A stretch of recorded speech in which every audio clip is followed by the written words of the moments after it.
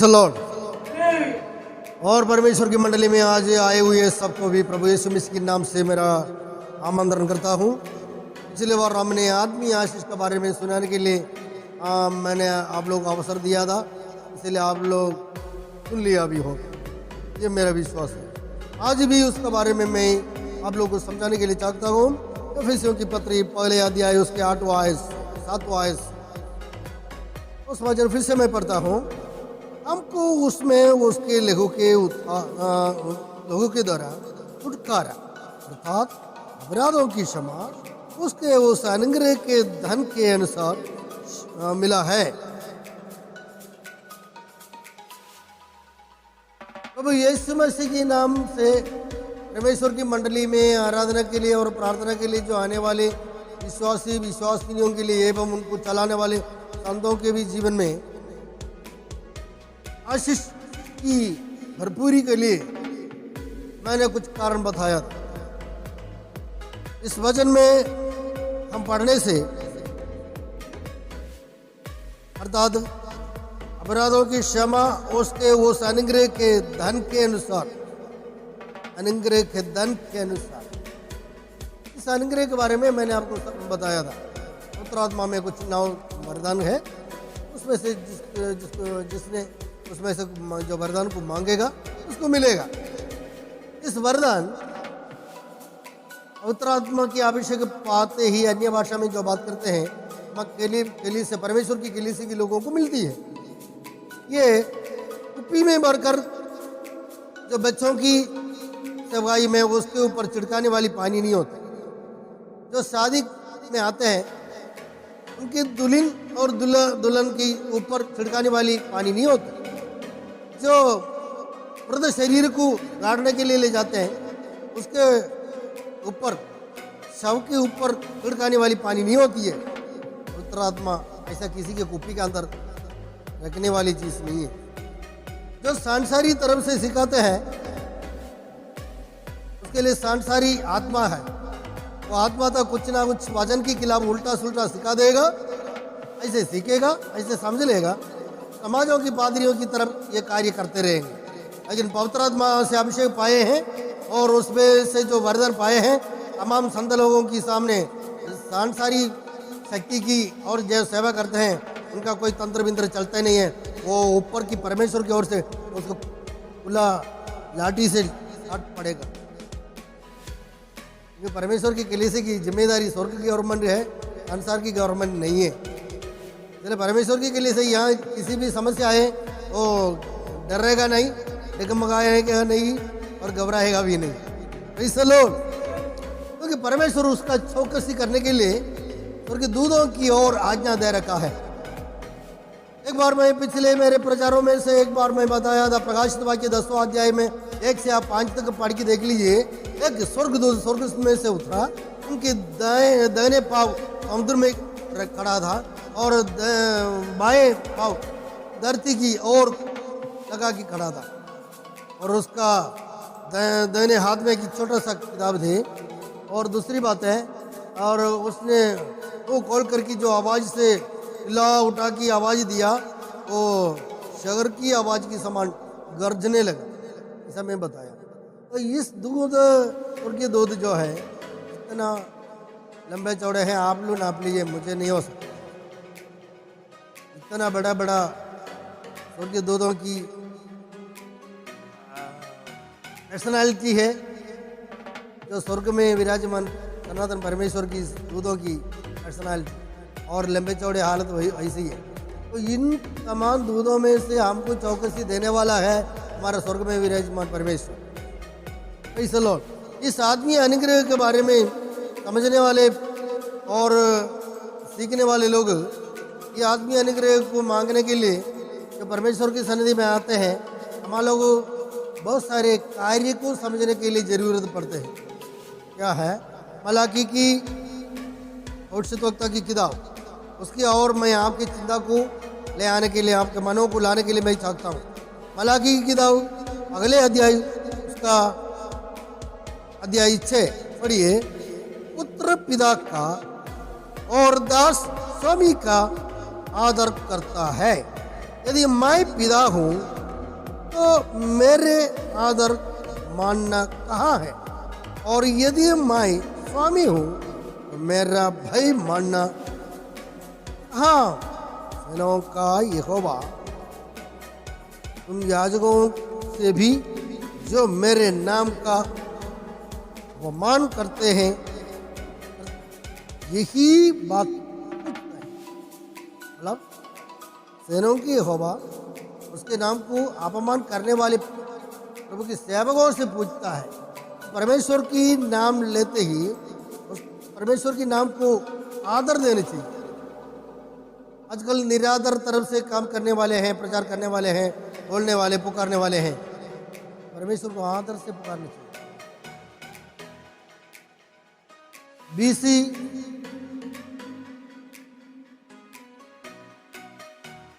1340 में तो सीनै पहाड़ में जब मिस्री लोगों से इस्राएलियों को लेकर आते थे, उस वक्त इस्राएलियों को प्रमाण दिया, व्यवस्था दिया। उस समय मूसा की द्वारा इस्राएलियों को सिखाया हुआ बात यही है।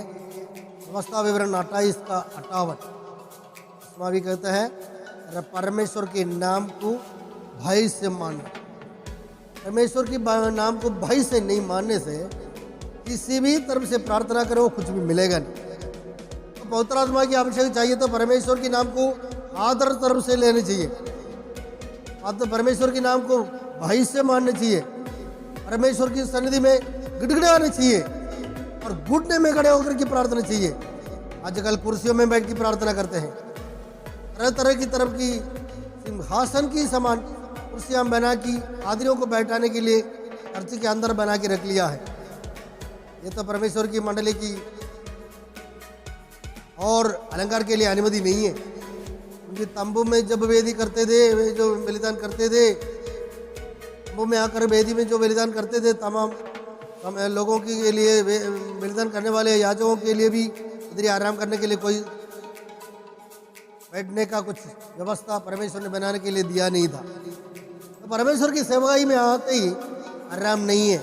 उनकी तात्कालिक जीवन है यहाँ 80 या 20 या 120 साल तक यदि जिंदा रहने से भी सेवकाई में कोई आराम नहीं है। भागदौड़ से ला उठाकर परमेश्वर के वचन को करोड़ों जनता की सामने पहुंचने की तरफ जोर जोर से पुकार की अनफिराव की संदेश फैलानी चाहिए। Praise the Lord. आइए, हालांकि कि जो भविष्यद्वक्ता ने क्या कहा कि पिता को पुत्र आदर देते हैं, स्वामी को भी आदर देते हैं, परमेश्वर को आदर देते नहीं। मालूम नहीं है आदर देने के लिए। जब तक नहीं सिखाएगा तब तक फिर मालूम कैसे पड़ेगा। तो इसलिए पहले परमेश्वर के सन्निधि में पवित्र आत्मा के वरदानों के लिए प्रार्थना करने के लिए जो आते हैं, पहले परमेश्वर का आदर से प्रार्थना करो। हे स्वामी, हे प्रभु, हे उद्धारकर्ता, हे परमेश्वर के पुत्र, तुझे बचाने वाले, आनंद जीवन देने वाले, स्वर्ग में विराजमान, इसी तरफ से आदर से प्रार्थना करो। उसके लिए सब कुछ देने के लिए स्वर्ग में विराजमान परमेश्वर उनके लिए आंखें खोलेगा और जागते रहे। Praise the Lord. हालेलुया। इस बात को सुनते ही हालेलुया ऐसे बोलते रहेंगे लोग। हालेलुया बुलवाने की जरूरी नहीं है, अपने आप से उगेगा दिल की गहराई से। एफेसियों के पत्री में और 7वां इसमें हमने क्या पढ़ा, उसके और उसके उस अनुग्रह के धन के अनुसार मिला है। अनुग्रह के धन, ये आदमी अनुग्रह है। ये पैसा से मिलेगा नहीं, खाली गीत गाने से मिलेगा नहीं, खाली ताली बजाने से नहीं मिलेगा नहीं, खाली नाचने से मिलेगा नहीं, कूदने से नहीं मिलेगा, और खाली घुटने में खड़े होने से नहीं मिलेगा। लेकिन घुटने में खड़े होकर परमेश्वर की सन्निधि में आकर एकदम परमेश्वर के नाम से डरते ही जिसने मांगेगा उनको मिलेगा, उनके ऊपर उंडेलेगा। ये परमेश्वर की आशीष, बहुतायत से देने का आशीष, मामूली से नहीं, यहाँ थोड़ा वहाँ थोड़ा, ऐसा नहीं है, बहुतायत से दे। जितना बड़ा सेवकाई के लिए तुम्हारा सामने जितना सैकड़ों लोग आते हो, हजारों लोग आते हो, और 10-10 हजारों लोग आते हो, या लाखों लोग आते हो, या करोड़ों लोग आते हो, जितना करोड़ जितना आबादी है उस आबादी की सामने जो खड़े होते समय पर उसकी हिसाब से अरे की प्राण की हिसाब से तोल तोल की देने की तरफ से संसार सोचेगा, लेकिन बिना तोल की बिना नाप की तुम्हारे ऊपर आशीष उंडेलेगा। Praise the Lord. ये है परमेश्वर की व्यवस्था। तो हम प्रार्थना कैसे करनी चाहिए? परमेश्वर की सन्निधि में अनुग्रह के धन के अनुसार यदि बहुतायत से प्राप्त करने के लिए चाहते तो हम घुटने में खड़े होकर की नम्रता से, कपट मन से नहीं, निष्कपट मन से, पवित्र रूप में से हम प्रार्थना करते हैं। क्या आपके पास पुरुष है क्या मेरे बात सुनने वाले से मैं पूछता हूँ कि महिलाओं से मैं पूछता हूँ, आपके जीवन में इसके लिए कुछ हिम्मत है क्या? बाकी बातें छोड़िए। परमेश्वर की सन्निधि में आप जितनी बातों के लिए आप और अब प्यासा से आप त्यागते हैं और पश्चाताप करते हैं और आप गिर जाते हैं, मुरझाते हैं, थकते हैं, इसीलिए कोई जरूरी नहीं। आप परमेश्वर की सन्निधि में इस बात को समझ करके घुटने में खड़े होकर के प्रभु से प्रार्थना करो, हे प्रभु मैं आपको तू करके पुकारा, हे प्रभु करके पुकारा, ऐसा नहीं यीशु करके मैंने पुकारा, मेरा अज्ञान था, मेरे वचनों के मुताबिक मैंने ये समझ लिया परमेश्वर को आदर से पुकारना है।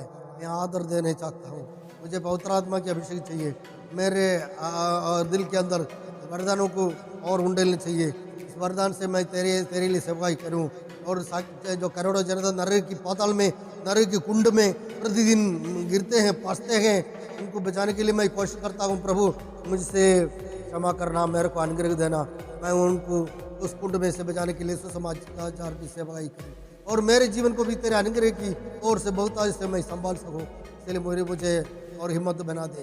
इस हिम्मत के लिए प्रार्थना करिए।